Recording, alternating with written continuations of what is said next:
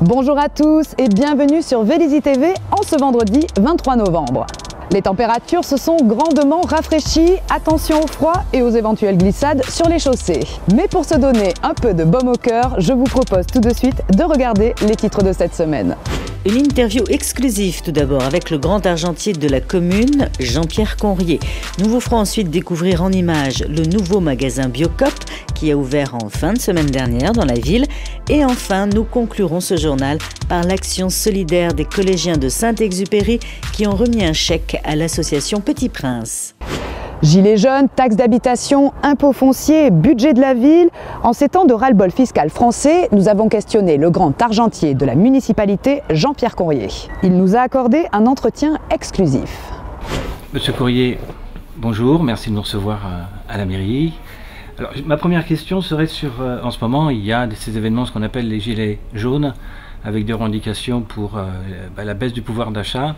À Vélizy, qu'est-ce qu'on peut dire justement sur ces impôts, enfin, sur tous ces problèmes qu'on évoque en ce moment avec ces gilets jaunes? Vous avez raison d'évoquer l'impact des impôts locaux sur le pouvoir d'achat des ménages. On le sait, les ménages à Vélizy comme ailleurs s'acquittent de deux impôts locaux dont le montant dépend pour partie des décisions du conseil municipal. Il s'agit de la taxe d'habitation qui est due par tous les occupants des logements, qu'ils soient propriétaires ou locataires. Et puis il s'agit aussi, on le sait, de la taxe foncière qui est due uniquement par les propriétaires. Alors à Vélizy, ceci a été dit bien des fois par le maire et par les membres de son groupe. Notre position, c'est de ne pas augmenter les taux des impôts communaux à Vélizy. Alors justement, ces taux, est-ce qu'on peut les comparer à d'autres villes de même densité d'habitants? Oui, cette comparaison est très favorable aux Vélysiens, puisque les taux à Vélizy sont faibles par rapport aux taux qui sont pratiqués dans les communes d'importance comparable à Vélizy. À Vélizy, le taux de la taxe d'habitation est de 9,52%, alors qu'en moyenne, dans les communes de la même strate démographique, le taux est de 20%. Pour ce qui est de la taxe foncière, à Vélizy, le taux est de 11,42%, alors qu'en moyenne, dans les autres communes comparables, il est de 23%. Donc on voit bien qu'à Vélizy, donc les taux sont faibles, et l'engagement de ne pas les augmenter, qu'a évoqué le maire à plusieurs reprises, a été tenu jusqu'à présent, et il le sera également dans les années à venir. D'accord.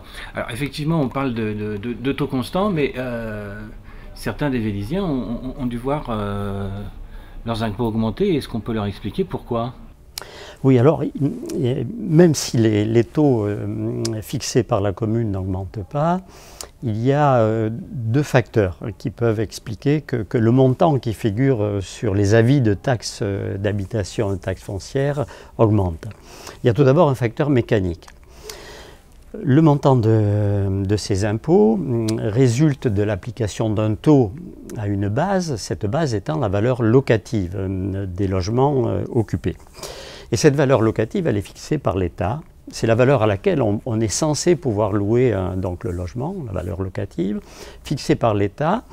Et l'État, tous les ans, augmente légèrement cette valeur locative pour tenir compte de l'inflation. Donc tous les ans, on assiste à une actualisation de cette valeur locative qui est entre 1 et 1,5% en général. Donc il y a là un facteur mécanique d'augmentation du montant de la taxe d'habitation. À côté de ce facteur mécanique, il y a aussi des facteurs techniques et politiques, on peut dire.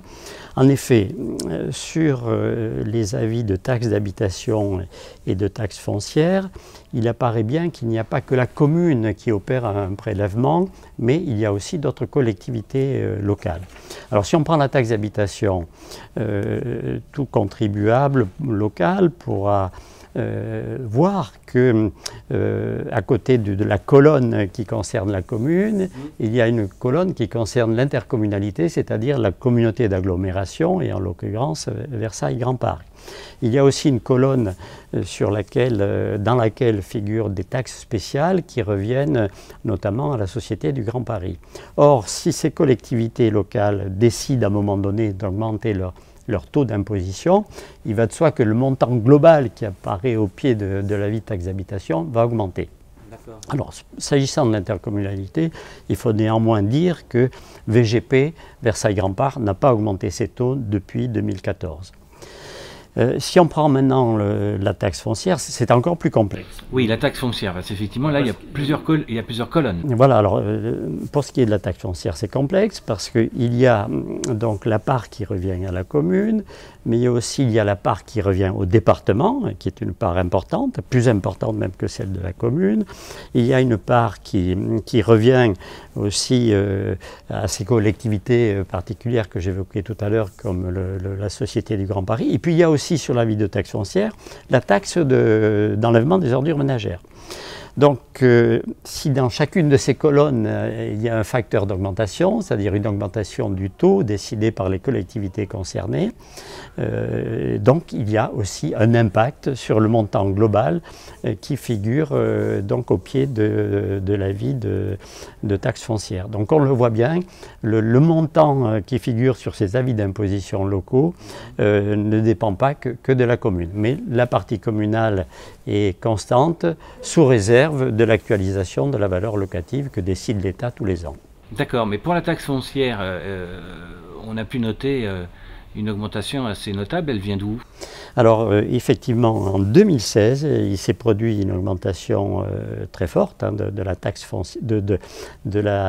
foncière en raison de la décision qu'a prise à l'époque le département des Yvelines d'augmenter le taux, le taux départemental de la taxe foncière, qui est passé à l'époque de mémoire de 7,58% à 12,58%. Ça a représenté une augmentation de 60% de la part départementale de la taxe foncière.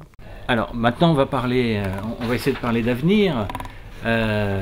Pour les années à venir, le grand trésorier de la mairie, il envisage quoi? Il voit l'avenir comment?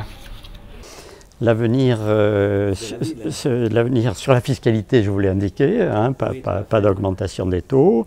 L'avenir budgétaire de la ville, bien entendu, dans ce domaine-là, tous les efforts du conseil municipal aujourd'hui sont tendus vers plusieurs objectifs. Tout d'abord, un objectif de maintien de la qualité et de la quantité des services rendus aux Vélysiens, et puis aussi et surtout hein, dans les années actuelles et les années à venir, financer cette belle opération qui est la réhabilitation du quartier Louvois. Cette opération dont on voit chaque jour l'ampleur hein, nécessite de mobiliser des ressources importantes. Nous essayons de les trouver à partir de ce qu'on appelle notre épargne de gestion hein, sur le fonctionnement courant de la mairie. Nous essayons de trouver les ressources nécessaires aussi en valorisant notre patrimoine hein, au maximum. Et notamment au travers du développement de la zone d'activité hein, qui procure des ressources importantes pour la mairie, à travers notamment de la taxe d'aménagement, à travers les droits de mutation, à chaque fois qu'il y a des transactions sur les immeubles. Voilà, donc dans les médias, nous arrivons à équilibrer le budget voilà, sans augmentation des taux des impôts locaux, puisque c'était le sujet du début de notre discussion. Son inauguration était prévue depuis des mois, mais en raison de quelques retards de livraison et quelques écueils au sein du nouveau programme Louvois, le nouveau magasin Biocop n'a pu officiellement ouvrir ses portes que jeudi dernier. Christian Thomas, son gérant, nous a fait faire le tour du propriétaire. Après des mois d'attente, l'enseigne éthique et biologique Biocoop vient d'ouvrir son 7e magasin dans les Yvelines. Gérée par Christian Thomas, cette nouvelle boutique de 250 mètres carrés a ouvert le 15 novembre dernier dans le nouvel écoquartier louvois de Vélizy-Villacoublay. On a été un peu débordés, donc il y a eu, et je m'en excuse auprès de nos clients, samedi un petit peu de queue. On est en sous-effectif. On a eu quelques déboires d'approvisionnement, en particulier sur la viande, les œufs, c'est pas arrivé à temps. Les tournées en fait ont des contraintes horaires à respecter et elles ont été prises dans la nasse des bouchons de Vélizy. Donc elles ont préféré renoncer et continuer leur tournée. Donc ce qui explique qu'au départ, nos vitrines réfrigérées étaient un peu maigres, mais au fur et à mesure ça s'étoffe, on arrivera à quelque chose. Mais les clients étaient ravis et nombreux au rendez-vous, malgré le fait qu'on ait fait peu de communication. Christian, qu'est-ce qu'on peut trouver dans ce magasin Biocoop comme produit? Alors ma foi, vous trouvez pratiquement tout ce qu'on trouve dans un supermarché classique, sauf que c'est naturellement bio, donc des produits frais, fruits et légumes avant tout, du fromage à la coupe, du pain, des œufs, de la viande, du poisson, un service traiteur, du laitage, des produits cosmétiques, des compléments alimentaires, des produits d'entretien de maison et bien évidemment toute la partie épicerie, sucré salé. Et pour clore le tout, ce qui fait notre image de marque aussi avant tout, du vrac. À la différence d'autres enseignes franchisées, Biocoop est une coopérative dont chaque magasin, indépendant et référençant les produits qu'il souhaite, est le sociétaire, permettant à tous ses gérants de prendre des décisions collégiales sur la stratégie globale et de mettre en commun les moyens logistiques d'achat, de plateforme et de livraison, une marque très défenseuse de ses valeurs. On se refuse par exemple le transport aérien. On a une bio exigeante, on aide de jeunes agriculteurs à s'installer, on pérennise nos approvisionnements justement par ce biais-là. On investit par exemple dernièrement dans une laiterie. Donc on met en avant tout ce côté militant, ce côté sens de notre engagement. C'est ce qui nous différencie en fait de la franchise classique bio telle qu'on la voit auprès des grandes marques. Ainsi, pour choisir les produits qu'il met en rayon, Christian s'est imposé 3 critères. Le premier des critères, c'est de référencer des produits locaux, donc dans un périmètre proche. Par exemple, là, vous avez devant vous une tête de gondole avec des produits des Yvelines même. Donc un miel qui vient du côté de Manille-les-Hameaux. Après, évidemment, on ne va pas chercher de l'ananas en France. On essaye par exemple sur le quinoa, on le cultive d'ores et déjà dans les Charentes. Donc on ne va pas chercher le quinoa au Pérou ou au Bolivie. Après on cherche également à aider des jeunes agriculteurs en reconversion en référençant leurs produits. Donc c'est mettre le pied à l'étrier avec des produits pas nécessairement bio dans un premier temps, mais à ce moment-là on l'indique parce qu'il y a une période de 3 ans de reconversion nécessaire pour obtenir le label bio. Mais c'est un partenariat qu'on passe avec nos clients pour aider ces jeunes agriculteurs qui étaient avant tout dans le conventionnel et qui souhaitent faire le passage vers le bio. Biocoop Vélizy est accessible du mardi au vendredi de 9h30 à 13h, puis de 15h à 19h45. La journée du samedi est continue et le dimanche, le magasin est ouvert le matin. Depuis maintenant 3 ans, les collégiens de l'établissement Saint-Exupéry courent un cross solidaire sponsorisé dont les bénéfices sont reversés à une association. Cette année 2018, c'est l'association Petit Prince qui s'est vu remettre un chèque. Et à en juger son montant plus qu'honorable, on peut dire que les élèves n'ont pas démérité. Comme cela fait maintenant 3 ans, le CROSS a participé au financement en fait, d'une action solidaire. Et ici, cette année, donc, on s'est associé à la mairie de Vélizy, au conseil municipal des jeunes, pour soutenir l'association Les Petits Princes, qui aide à réaliser des rêves d'enfants malades afin de les aider à supporter la maladie, voire même guérir dans le meilleur des cas. Donc le CROSS cette année a récolté la somme de 6 280 €. Et donc les délégués de 5e qui étaient contents.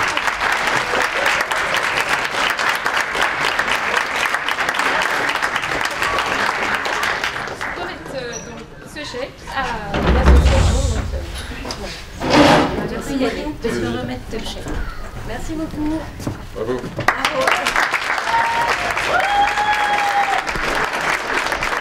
Chaque année, les collégiens font un cross qui est organisé par les professeurs, énormément d'EPS, et il y a une partie, donc une action solidaire qui vient se greffer sur ce cross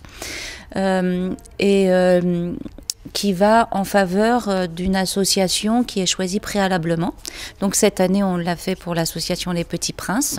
Et donc l'association vient se présenter aux élèves délégués de 5e qui ensuite eux-mêmes vont aller expliquer à toutes les autres classes ce qu'on attend d'eux et pour qui ils vont courir en fait. Le principe, c'est que les élèves avant le cross vont trouver des donateurs qui vont leur promettre un don. Et ensuite, le jour du cross, plus les élèves courent vite, plus le don que devront faire leurs donateurs sera élevé. 3 €, 6 € ou 9 €. Et puis ensuite, ils récoltent l'argent à la fin de la course. Je pense que son but, il est vraiment très bien. Ouais. Parce que réaliser les rêves d'enfants malades, c'est quand même bien. Donc pour les donateurs peuvent se dire que c'est pour une bonne cause qu'ils donneront de l'argent. Pour moi, il faudrait la continuer car chaque année, ça aide un enfant, enfin des enfants. Pour moi, c'était un peu un besoin aussi de courir pour aider d'autres personnes. Parce que nous, on peut avoir une belle vie, mais d'autres peuvent avoir une moins belle vie. Ça m'a fait plaisir de courir pour eux parce que, comme elle disait, que on a couru pour eux et eux, ils sont pas heureux alors que nous, on est heureux et du coup, on veut leur offrir des choses.